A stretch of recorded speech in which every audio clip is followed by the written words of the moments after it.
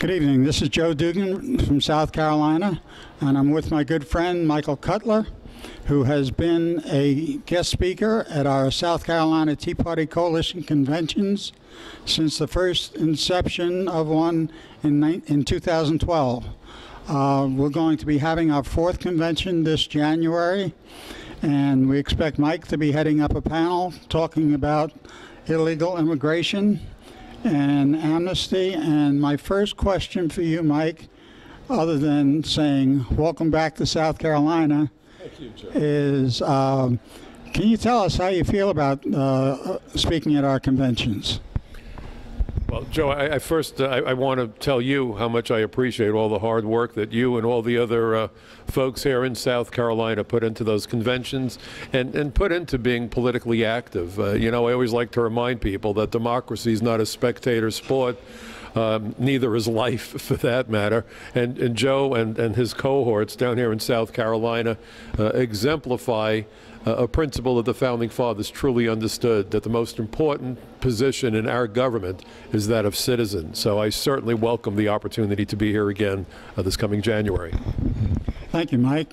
My first question to you has to do, we're going to be talking for a few minutes here about what is happening on our border and the devastating impacts that it has on the country as a whole.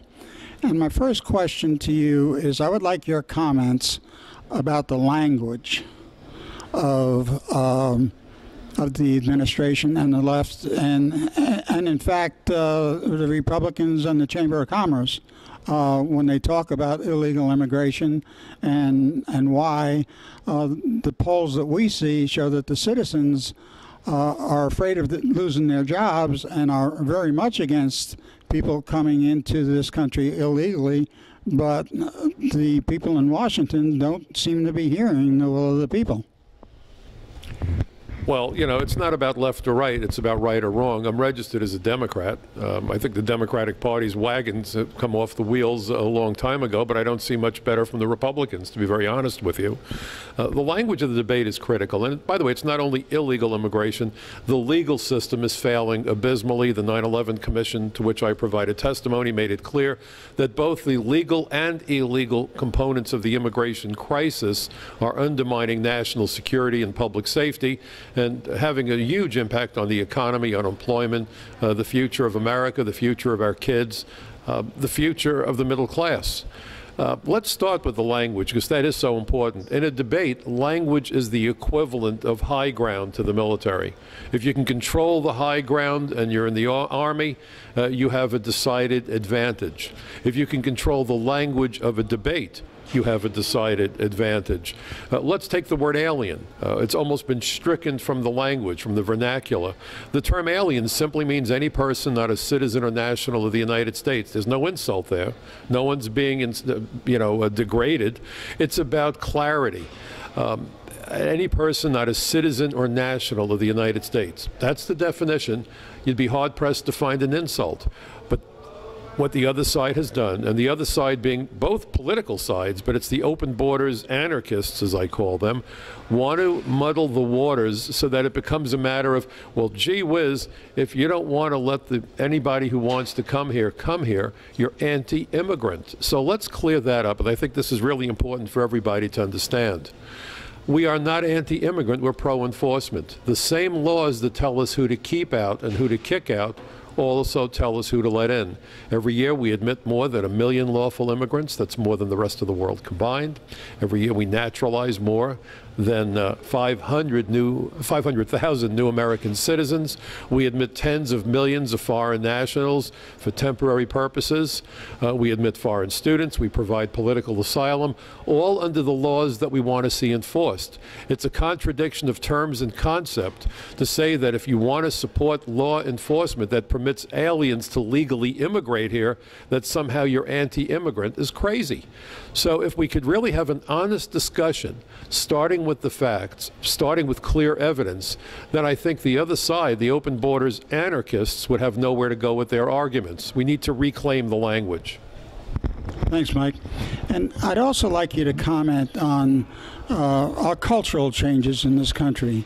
We're very much pro-legal immigration. In fact, this country was built on legal immigration, where people from all over the world came here for equal opportunity under the Constitution, and they came here wanting to be Americans, and that they melted together in a melting pot, and what they all had in common was that desire to become Americans.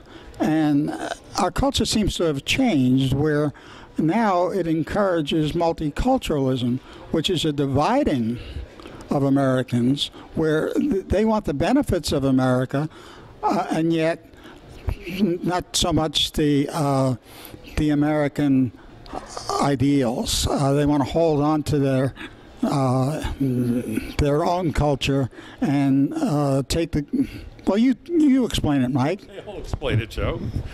Well, I don't know if it's a matter of multiculturalism, but you're right. We were a melting pot. We've become something of a salad bowl, if you will. What we really need is to have people coming to America and saying, look, we are part of a country, and we want to make that country the centerpiece of our lives. It doesn't mean that we're going to give up our religious traditions, as long as it doesn't mean that you hurt other people. We're not going to give up on the food, the music, and all those other things that we brought with us. You know, my mother came here ahead of the Holocaust as a teenager, as a 14-year-old. Certainly, I understand immigration and the need to come here and have something to anchor your personal life on. But if you don't come to America wanting to become part of this tapestry that is America, then it becomes divisive. We go from a united country, e pluribus unum, out of many one, to a Tower of Babel. This idea of common language is vital. We don't need a common religion. I would be opposed to a common religion. But if you can't speak to your neighbor, if you can't relate to your neighbor, a lot of mistrust develops. It becomes easy to divide and conquer our people. It doesn't help anybody. It doesn't help the immigrants. It doesn't help our citizens. It doesn't help America.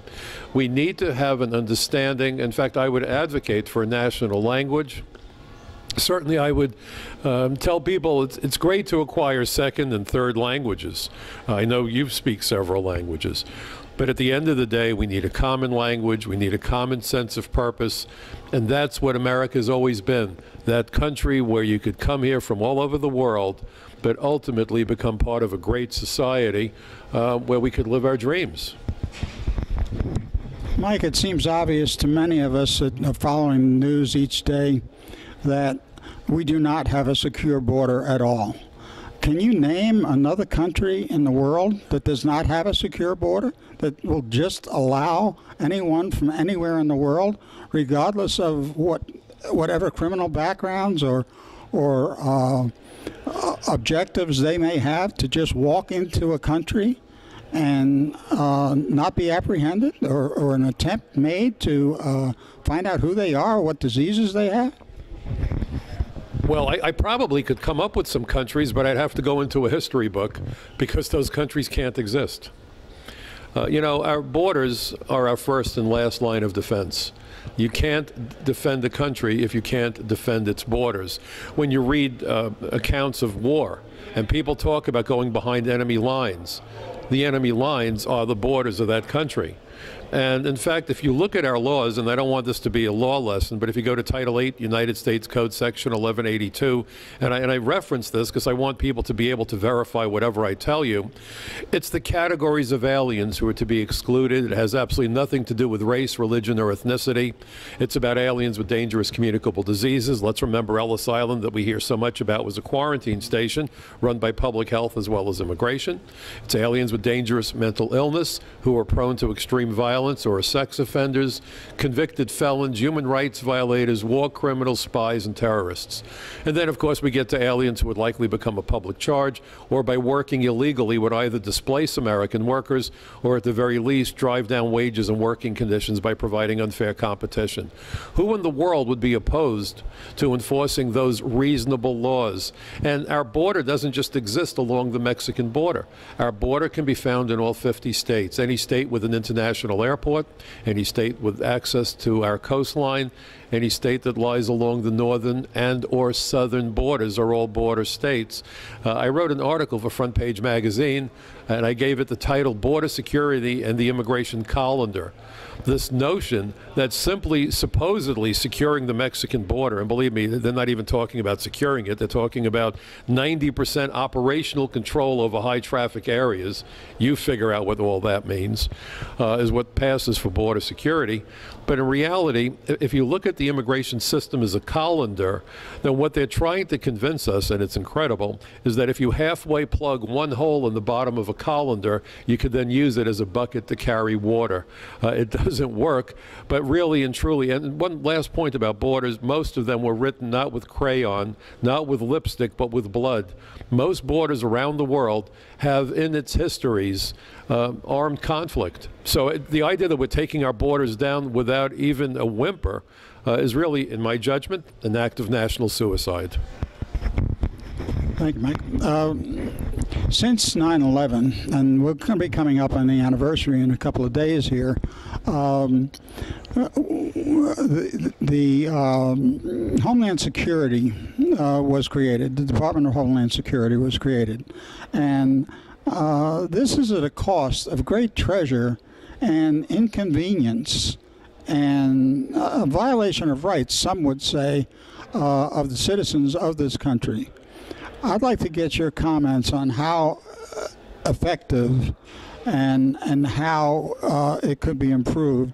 The situation of the Homeland Security and in particular TSA and the hardship that people have to go through for airport security. You don't see that in countries like Israel.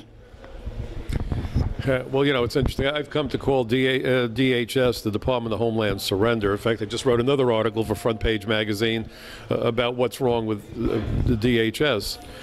You know, when it was created, it really, in my judgment, was created to make certain that immigration law enforcement would suffer terribly. And that's really the biggest threat to national security. When you stop and think about it, there is no purpose for a military if you won't secure your own borders, wherever they may be. The purpose of our armed forces and the valor and gallantry and sacrifices of the men and women in the uniforms is to keep our enemies as far from our shores as possible. When we have unknown millions of foreign nationals living in towns and cities across this great nation with no way of knowing who they are, who they're affiliated with, or what their ultimate goals in coming here are, you're leaving the door literally and figuratively wide open to the potential of terrorists who really are soldiers in asymmetrical warfare of gaining entry into our country during the Second World War. In fact, an FBI account of the Nazis coming to America referred to them as infiltrators. And today we use the term sleeper agent, same difference.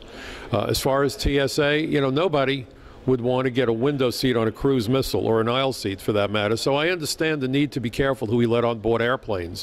What I find incredible, though, is that we are rewarding, and politicians from both sides of the aisle want to reward people who evaded a very similar inspections process by running our borders and provide them with identity documents and lawful status, even though there's no capacity to do face-to-face interviews, even though there's no capacity to do field investigations. So we're putting these folks on the honor system, which works for honorable people. I don't believe terrorists or criminals are honorable people. So if we're told, and it makes sense to a point, and we could have this other discussion about TSA, but I want to stay focused on the immigration issue, that if you believe that it's important to be careful who we give access to airplanes, we certainly need to be no less careful as to who we give access to our country. Think of the Tsarnaev brothers who carried out that attack at the Boston Marathon on April 15th last year, 2013. They were legally admitted into the United States. They then went and applied for political asylum, claiming credible fear that they could never go back to Russia. Of course, as soon as we gave them political asylum, they went back to Russia voluntarily, calling into question their truthfulness in their application. And incredibly, their sister, I don't know if you know this, Joe, was just arrested for threatening to blow up her former boyfriend. Now, why DHS, the Department of Homeland Security, hasn't yet looked into how they applied for political asylum, given all that I've just described, it makes it clear that there's no integrity to the system. And in fact, if you go to the 9/11 Commission report, to which I provided testimony, and that should be the starting point for any discussion about immigration, you have to ask yourself, Is what the politicians from both sides of the aisle proposing, this idea of providing identity documents and lawful status to illegal aliens, consistent with the findings and recommendations of the 9/11 Commission? And I can tell you it's not. What they want to do flies in the face of that, so you have to ask yourself, at what point do you not talk about treasonous conduct? Because it does undermine national security.